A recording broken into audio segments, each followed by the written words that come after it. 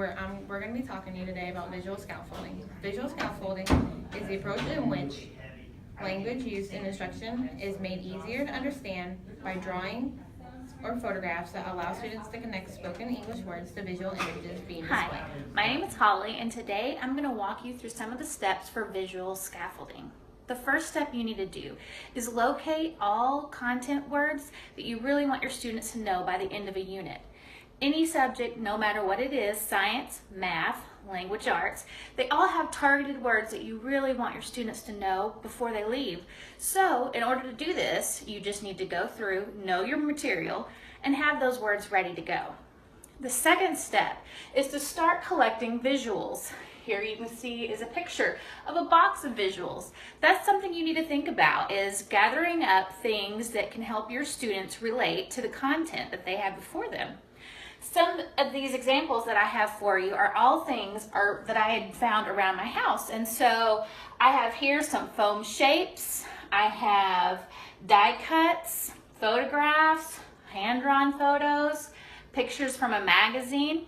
And the most important resource I would say that you can pull is just using the internet. It's so simple. You can use the snipping tool and pull up nearly any image you could possibly want. So I would definitely suggest utilizing what you have already around. And lastly, I just want to point out that it is especially important for your ELL students that you have photos around so that they can see things that they already know. It is especially important for your ELL students to see these photos as well. These visuals are going to help them tie some of the content information into areas that they're already familiar with. And make sure that when you have your photos and your visuals and whatever you decide that you want to use, that you go through the effort to label them in English and also the native language of the student. That way it helps them make those connections. Step 3 would be for the teacher to introduce the visuals to the students by either organizing it with chronological order, alphabetical order, or in the order of the book.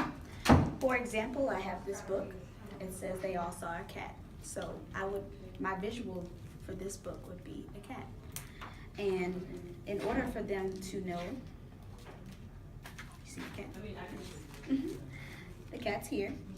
And for this instance, we'll be going with the book that the order goes in. So the child comes first, the dog, the fox, and it just keeps walking. So, and then the fish, and it goes so on until the cat actually sees itself.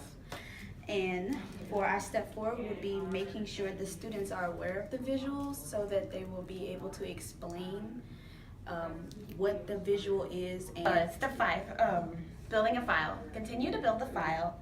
Find ways to involve your students in finding pictures to add to the file in your picture dictionary.